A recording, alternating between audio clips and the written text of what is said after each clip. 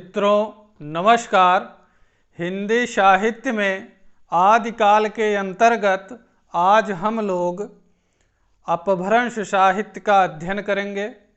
अपभ्रंश भाषा और अपभ्रंश भाषा का समय क्या है, अपभ्रंश शब्द का सर्वप्रथम प्रयोग कहाँ किया गया, इन तमाम प्रश्नों पर चर्चा करते हुए हम लोग आगे बढ़ेंगे। ये बहुत महत्वपूर्ण टॉपिक आपके लिए है आज का। यहाँ से बहुत अच्छे प्रश्न पूछे गए हैं विगत परीक्षाओं में। तो आइए हम लोग शुरू करते हैं अपभ्रंश साहित्य को। सर्वप्रथम देखिए, अपभ्रंश भाषा का समय ये आपको याद होना चाहिए, बहुत ही सरल है। 500 ईस्वी से लेकर के 1000 ईस्वी जो समय इसका निर्धारित किया है अपभ्रंश भाषा का। ठीक, अब आगे जो प्रश्न आपके लिए बनता है कि अपभ्रंश शब्द का सर्वप्रथम उल्लेख कहाँ मिलता है। ठीक, ये प्रश्न पूछा जा चुका है कि अपभ्रंश शब्द का सर्वप्रथम उल्लेख कहाँ मिलता है। तो कहाँ मिलता है? वल्लभी के राजा धारसेन द्वितीय के शिलालेख में। ठीक है, उत्तर थोड़ा इसका बड़ा है लेकिन बहुत इम्पॉर्टेंट है, इसको याद कैसे किया जाए। ठीक है, क्योंकि ये पूछा गया है। तो सर्वप्रथम अपभ्रंश शब्द या नाम यहाँ दोनों मिल सकता है। ठीक है, का सर्वप्रथम उल्लेख कहाँ मिला? वल्लभी के राजा धारसेन द्वितीय के शिलालेख में। ठीक है, अब इसको याद कैसे करेंगे? ठीक, तो हमने आपको पिछले वीडियो में, साहित्य के ही वीडियो में पिछले, हम बताए कि अपभ्रंश का अर्थ क्या होता है। अपभ्रंश का अर्थ होता है नीचे की तरफ गिरा हुआ या बिगड़ा हुआ। कई तरीके से इसके अर्थ जो है लिए जाते हैं। तो ठीक है, इसको ऐसे देखिए, हम बताए थे एक बार, पुनः इसको जो है आप लोग देख लीजिए। अप का अर्थ होता है नीचे, ठीक, और भ्रंश का अर्थ है गिरा हुआ। ठीक है, अपभ्रंश का दो शब्दों से मिलकर के बना हुआ, अप और भ्रंश से। ठीक, जिसका अर्थ है नीचे की तरफ गिरा हुआ या बिगड़ा हुआ।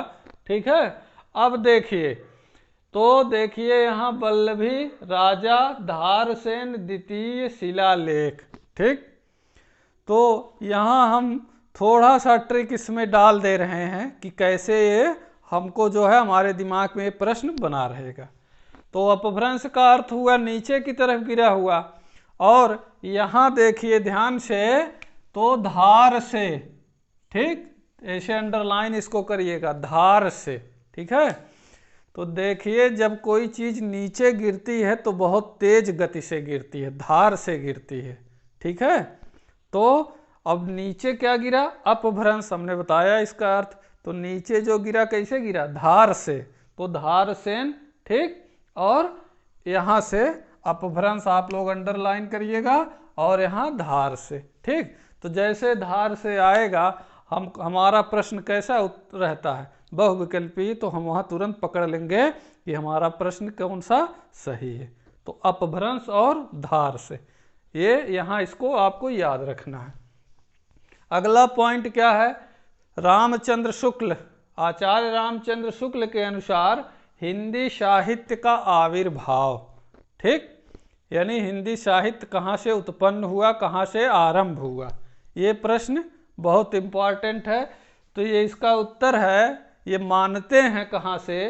प्राकृत की अंतिम अवस्था अपभ्रंश साहित्य से। ठीक, प्राकृत के जो है आप अगर देखिए, जो हिंदी हम लोग पढ़ रहे हैं इस समय, वो कहाँ से निकली? पहले वैदिक संस्कृत, जिसमें वेद वगैरह लिखे हुए हैं, वेद उपनिषद। ठीक है, वो भाषा जो प्रयोग होती थी तो उसको वैदिक संस्कृत कहा गया।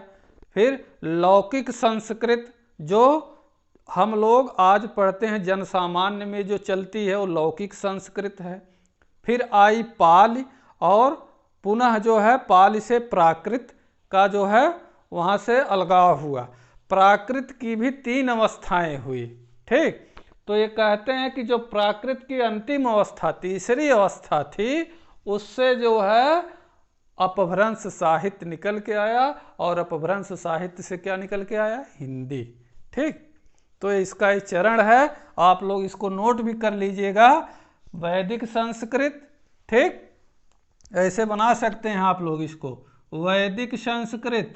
ठीक, वैदिक संस्कृत जो है यहाँ से क्या निकला? लौकिक। ठीक है, लौकिक। अब लौकिक से पाली, ऐसे बढ़ता गया। ठीक, पाली, और पाली से प्राकृत। प्राकृत की 3 अवस्थाएं हुई। ठीक, ये इसके भेद हम बताएंगे, लेकिन आप लोग मोटा मोटा अभी पहले इतना जानिए, वैदिक संस्कृत, फिर लौकिक संस्कृत है ये। ठीक है, ये कंफ्यूज मत होइएगा, लौकिक संस्कृत है। लौकिक संस्कृत से पाल से प्राकृत, प्राकृत से क्या निकला? अपभ्रंश। ठीक, और अपभ्रंश से हिंदी। ठीक, ये इतना चरण तो आप लोग जानते ही रहिए। ठीक, तो शुक्ल जो है हिंदी साहित्य का आविर्भाव या आरंभ कहाँ से मानते हैं? प्राकृत की अंतिम अवस्था अपभ्रंश साहित्य से। ठीक, अगला पॉइंट देखिए, अपभ्रंश साहित्य के प्रमुख कवि। हमको इनमें जो है प्रमुख कवियों को रखना है, उनकी रचनाओं को जानना है, विशेषताओं से जो है परिचित होना है, क्योंकि यहाँ से बहुत अच्छे अच्छे प्रश्न बनते हैं। तो जो अभी आज यहाँ इस कक्षा में रखे गए हैं कवि, प्रमुख कवि, जिसमें प्रथम है स्वयंभू। ठीक, पुष्यदंत, धनपाल, जो इंदु, अब्दुल रहमान, जिनदत्त सूर्य और राम सिंह। अभी और हैं इनकी संख्या, लेकिन पहले अभी इतना जो है हम लोग धीरे धीरे इनको आगे बढ़ाएंगे, पढ़ते जाएंगे, और इनकी संख्या थोड़ा सा और बढ़ेगी। ठीक, स्वयंभू को देखिए पहले। ठीक, ये डॉक्टर राम कुमार वर्मा, पिछली ही कक्षा में चर्चा हुई थी स्वयंभू के विषय में, कि डॉक्टर राम कुमार वर्मा इनको जो है हिंदी का प्रथम कवि मानते हैं। किसको? स्वयंभू को। समय इनका क्या है? 8वीं शती। समय इनका क्या है? 8वीं शती, 783 ईस्वी मिलता है कहीं कहीं। ठीक है, 783 ईस्वी या 8वीं समय इनका जो है स्वयंभू का है।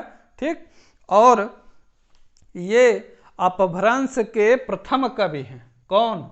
स्वयंभू। ये सब प्रश्न पे चर्चा चल रही है, इसको आप लोग नोट करते जाइएगा। स्वयंभू क्या है? अपभ्रंश के प्रथम कवि। प्रश्न जब बनेगा कि अपभ्रंश के प्रथम कवि कौन? स्वयंभू। ठीक, स्वयंभू को प्रथम कवि कौन मानता है?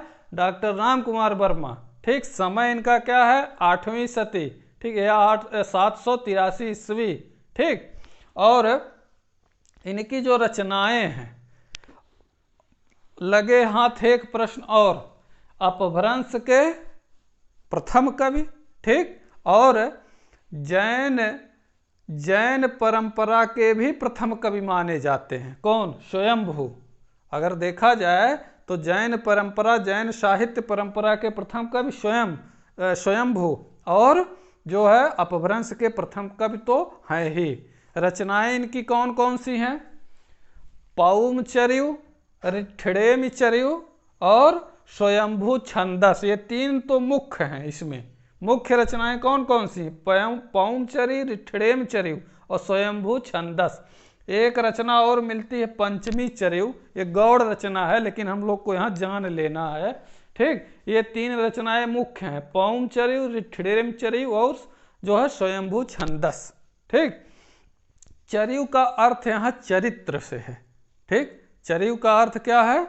चरित्र से। इसको आप लोग नोट करेंगे कि चर्यु का अर्थ किससे है? चरित्र से है। तो पौमचर्यु, अब ये देखिए इन रचनाओं की विशेषताएं रचनाओं में क्या हैं। ठीक, इनका जो है हम विस्तार थोड़ा थोड़ा करते हुए आगे बढ़ रहे हैं। पौमचर्यु जो है रचना, इसमें श्री राम जी का वर्णन है विस्तार पूर्वक, दोहों और चौपाइयों में। पौमचर्यु में अगर पूछा जाएगा तो पौमचर्यु में श्री राम का वर्णन और ऋठिणेमिचर्यु में कृष्ण का वर्णन। तो ये विशेषताएं इनकी हैं। अगर देखा जाए तो पौमचर्यु जो है 5 कांडों में विभक्त है। ठीक है, यहाँ आप लोग लिख भी सकते हैं 5 कांड। ठीक, 5 कांड और जो है 90 संधियां हैं इसमें, ठीक है, 90 संधियां, ये आप लोग नोट करिएगा। 5 कांड और 90 संधियां किसमें हैं? पौमचर्यु में, ठीक। दोहा चौपाई के क्रम में कड़वक शैली में लिखा गया है पौमचर्यु। ये सब आपके प्रश्न है, कंठस्थ आपको होना चाहिए प्रश्न, ठीक।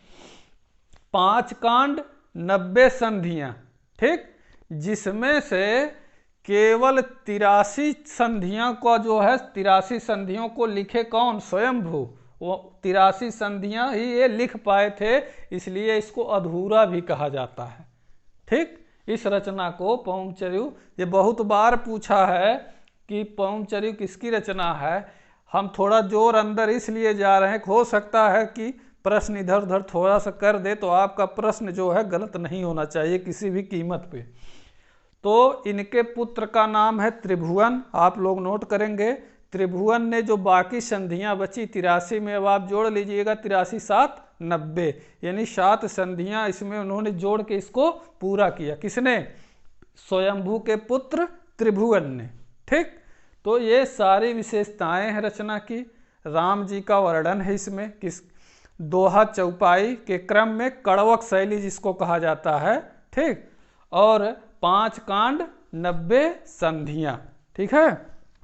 और देखा जाए अगर इससे प्रश्न जो बन सकता है तो और स्वयंभू को जो उपनाम दिया गया वहाँ से भी प्रश्न बनता है, ठीक है। तो इनको जो है स्वयंभू को अपभ्रंश का व्यास भी कहा जाता है, वाल्मीकि भी कहा जाता है, दोनों प्रश्न बनते हैं।